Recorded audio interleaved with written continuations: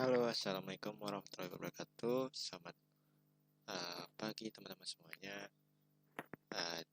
Di kesempatan kali ini saya Azril Azim Hendrinov ingin menjelaskan materi tentang Grab, terutama pada cara penerapan kerja algoritma di sistem Grab. Sebelum itu kita akan coba perkenalan singkat terhadap 3 algoritma yang nantinya akan kita bahas, yaitu yang pertama itu ada minimum spanning tree, lalu ada Dijkstra algorithm, dan terakhir Bellman-Ford algorithm. Oke, sebelum itu kita akan coba masuk ke dalam materi graph itu sendiri. Apa itu graph?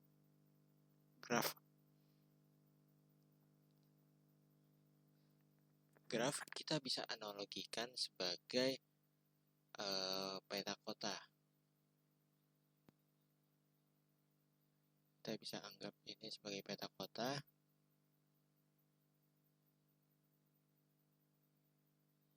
Peta kota yang dimana di dalam peta kota itu ini kita bisa anggap sebagai peta kota. Lalu ada kota, jalan, serta bobot yang terdiri atas jarak sama biaya. Oke, di sini kita bisa analogikan ada 4 kota.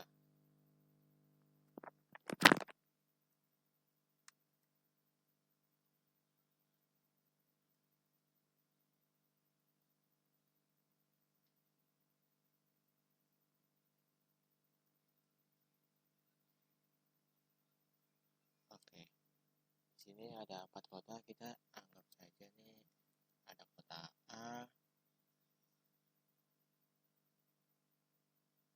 lalu ada kota B, kota C, dan kota D.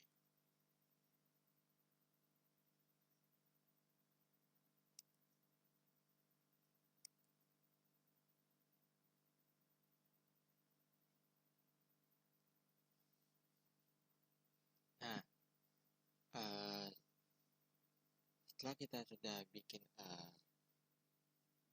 peta kotanya, kita bisa melihat di peta kota ini terdapat 4 kota yang terdiri atas kota A, B, C, D, serta nantinya akan ada penghubungnya. Misal jalan dari kota A ke kota B-nya itu berjarak 5 km. 5 km. Kemudian ada jarak dari A ke C yaitu 3 kilo.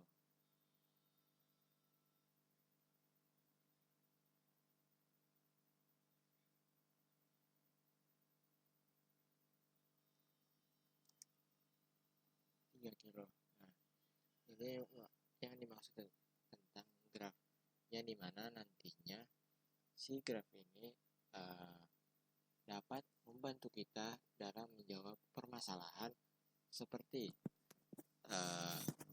apa jalan terpendek yang bisa kita lalui dari kota A ke kota D, gitu. Ataupun bagaimana cara menghubungkan semua kota dengan jalan yang biayanya itu paling murah, gitu. Nah, disitulah graf itu ada. Nah, itu kita akan langsung masuk saja ke pembahasan algoritma yang pertama, yaitu Dijkstra algorithm.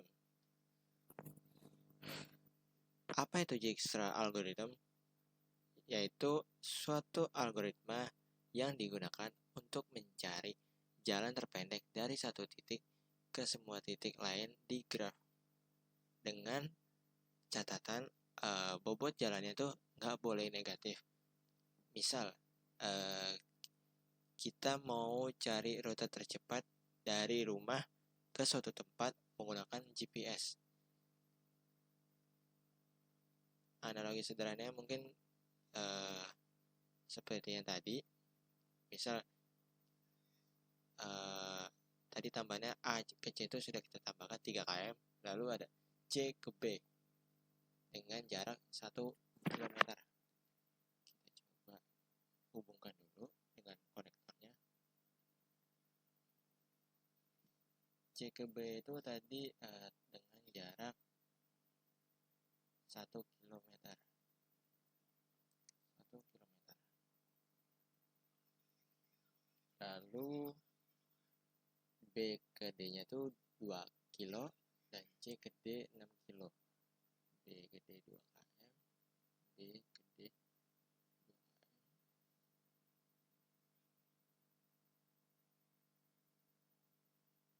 C ke D-nya 6 km.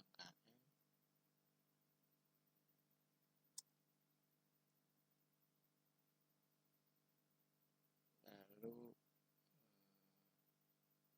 B ke D-nya tuh 2 km.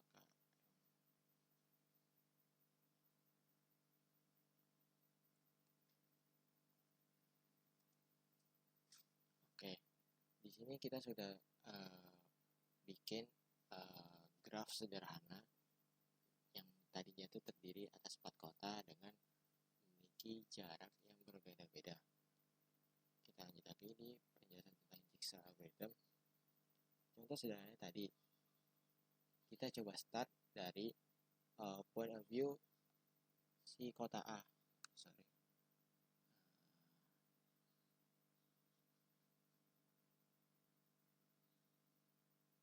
Kita pindahkan ke sini dulu biar lebih enak dilihatnya.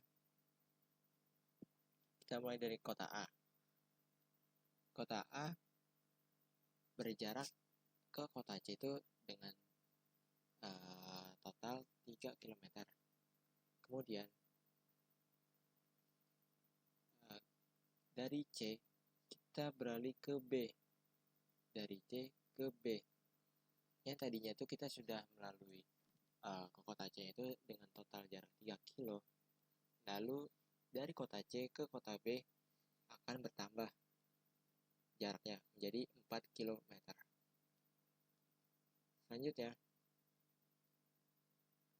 kenapa mungkin di sini ada analogi sedikit ini juga, kenapa kita nggak langsung aja gitu dari A ke B gitu. Nah, karena di prinsip jigsaw algorithm itu sendiri, kita bakal coba cari jalan yang terpendek dari satu titik ke titik lain gitu. Misal, kalau misalnya dari kota A ke B nya itu 5 km, tapi kita bisa nemuin rute yang ternyata tuh bisa lebih cepat dengan cara kita bisa pergi ke kota A yang jaraknya ke kota C itu berjarak 3 km, lalu dilanjut lagi dari kota C ke kota B dengan jarak 1 km, yang misalkan kita coba totalkan keseluruhan itu hanya itu bisa ditempuh dengan total 4 km, bahkan lebih singkat jarak yang harus ditempuh ketimbang kita langsung ke kota B-nya. Kurang lebih seperti itu. Lanjut dari kota B ke D. Karena asumsi kita tuh kita coba mencari jarak yang terpendek dari kota A ke kota D. Kira-kira itu berapa? Nah, dari kota B ke D tadi, kita tadi sudah simpan total untuk sementara itu ada 4 km. Ditambah dari jarak kota B ke kota D itu 2 km. Nah, secara keseluruhan, maka kita bisa dapat kesimpulkan dari kota A ke kota D, kita bisa menghabiskan dengan total jarak 6 km. Dan itu sudah merupakan jarak terpendek yang bisa kita lalui dengan menggunakan si prinsip algoritma Dijkstra gitu. Nah, kurang lebih seperti ini untuk hasilnya. Yang kita bisa mulai dari start kota A, lanjut ke kota C, ke kota B, dan terakhir di kota D dengan jarak terpendek yang bisa ditempuh yaitu 6 km. Oke, mungkin untuk penjelasan sederhana itu seperti itu di algoritma Dijkstra. Lalu kapan sih kita bisa gunain si Dijkstra algoritma itu sendiri? Kita bisa menggunakan prinsip ini kalau bobot jalannya itu selalu positif, misal jarak atau waktu pengerjaannya.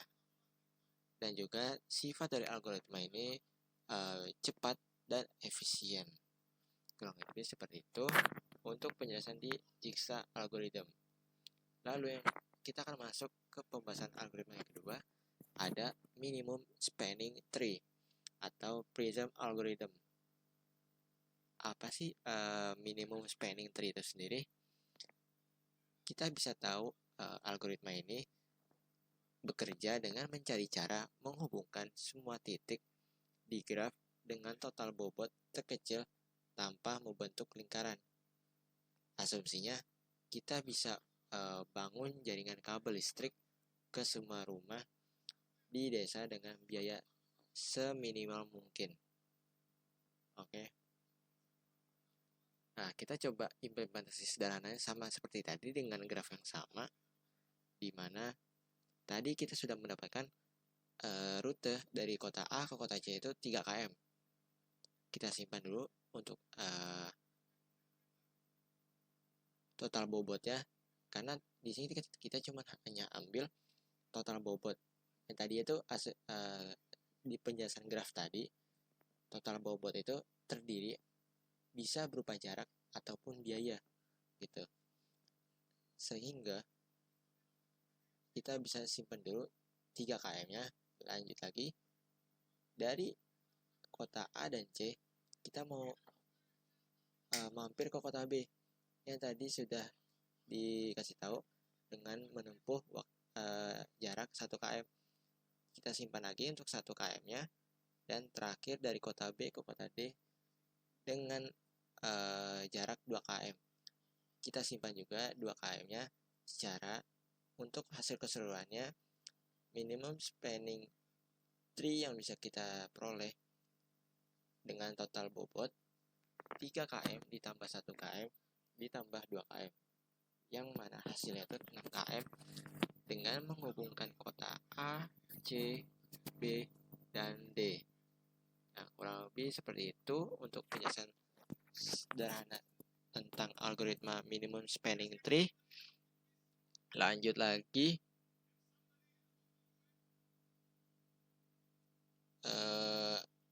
prinsip yang terakhir yaitu ada Bellman-Ford algorithm.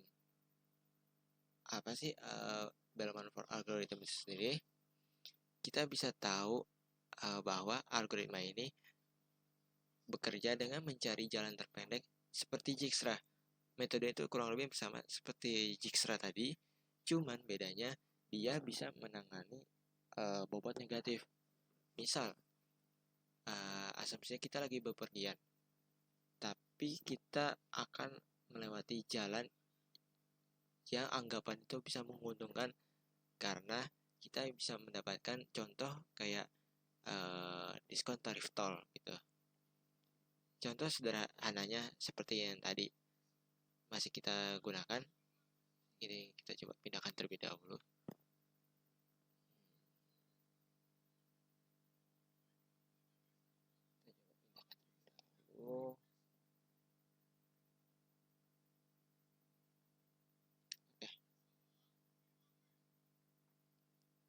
Kita coba start lagi dari kota A.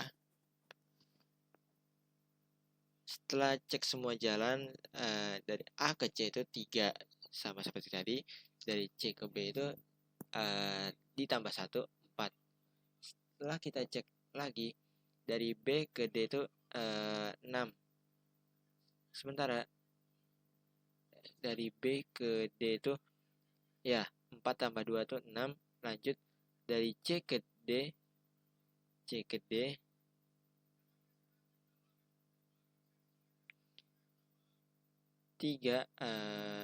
ditambah min 2 sama dengan 1. Nah, min 2 itu dapat dari mana? Dari sini. C ke D itu min 2. asumsinya kenapa min 2? Di sini kita coba uh, analogikan min 2 ini dimana kita mendapatkan kayak diskon tarif tol gitu.